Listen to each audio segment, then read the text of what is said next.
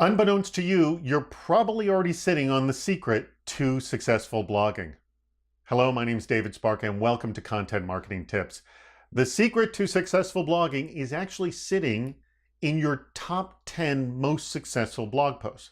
And to figure that out, you have to go into your Google Analytics and look, what are my top 10 most successful posts? And then look at those posts and say, hey, well, what is it about this? What am I saying? What am I writing about in these posts that are making them so successful? I wrote an article for Forbes where I interviewed a few other successful bloggers and asked them to do this exercise. Take a look at your top 10 most successful posts and tell me what you learned about your writing from these posts. What are the types of posts that are most successful for you? So here's a quick summary of that. You can read the full article on Forbes. I have a link to it in the description below. So first and foremost, the issue is it's search. I know a lot of people want to tell you that you need to spend time on social media and get your content out there on social media, which helps. But if you take a look at your Google Analytics, the majority of your traffic is coming from search. Don't trust me, look at your Google Analytics. Now, unless you're a news site, then all your traffic's probably coming from Facebook. But for most of us, our traffic is coming from search. All right, next realization from top 10 most successful blog posts. We want answers. Answers, I tell you, answers now. Well, it comes as no surprise. The majority of people who are searching online are looking for answers. And if you are successful in providing an answer, a really good one, better than what other people write, more complete, easier to understand, chances are that will be a very successful blog post. Next, top 20 is the new black. You've probably read or written a lot of top 10 lists. And maybe they got traffic, maybe they didn't. But for my writing, I have noticed that my most successful blog posts are top 20 lists, and even higher than that. It appears that 20 is kind of a magical number in that it makes people realize, heck, this person really knows what they're talking about because he really delved into the topic. Honestly, I can write a top 10 list about anything, but top 20 takes a lot more work. Next, my dad can beat up your dad. This has to do with competitive post writing. If someone is writing something about you, about your product that is negative, saying that what you're saying, writing, producing is not correct, and your community doesn't come to back you up, well, you're going to need to back yourself up. You're going to need to back up your product, whatever it is, and defend why yours is better, different than the competition.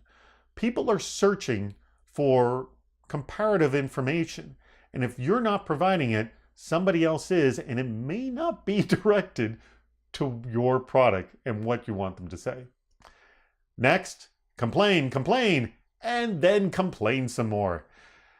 This is very true of my blogging. I've noticed that people kind of love to watch me complain, and some of my most successful posts are about complaining about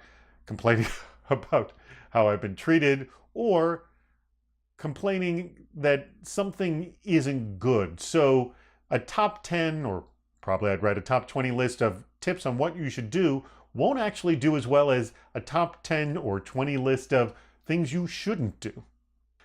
Too much is just enough. There is a theory that people only have a very short attention span. And yes, people do have short attention spans, but those people may never become your customer. Again, depending on what you're selling. The reality is really long blog posts do extremely well in search. And, inevitably people say, well, who will read that whole post? Well, it's not important for them to read it. What's more important is for them to discover it and get the information they need out of it. There's traffic in the long tail if you can get all of it. Christopher Null, who is a blogger for Drink Hacker, wrote about a random tequila, and surprisingly, this random tequila is getting an amazing amount of traffic.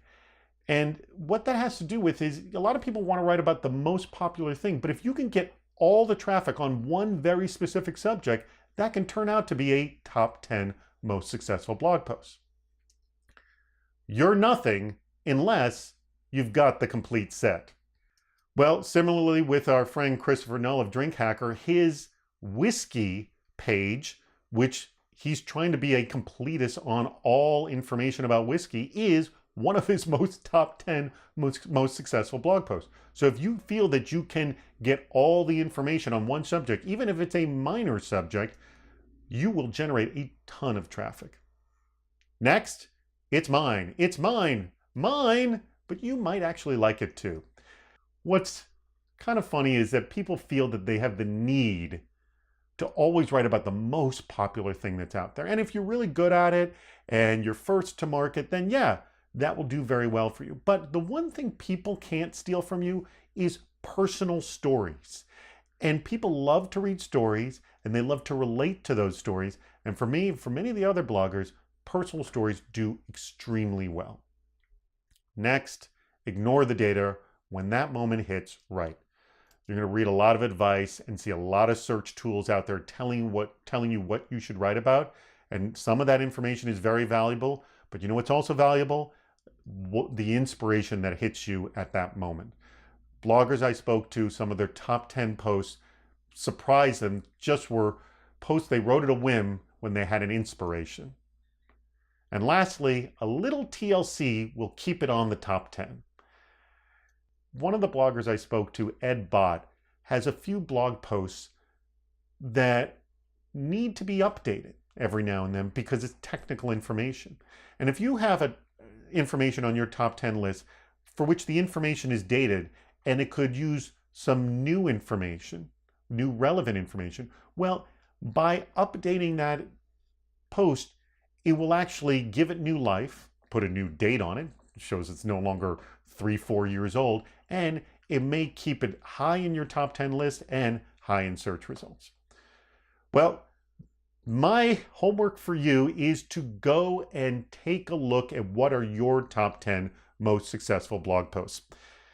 You will probably be surprised as to what's so darn popular, and you'll learn a little bit more about your own writing and what your audience loves to read about. If you discover something in your top 10 posts, which is not what I just talked about right here, please let me and the viewers know. Leave a comment in the description below. And lastly, if you haven't already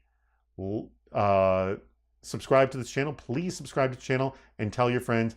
Thanks a lot. And you can read the full article on Forbes in the link in the description below. Thanks for watching.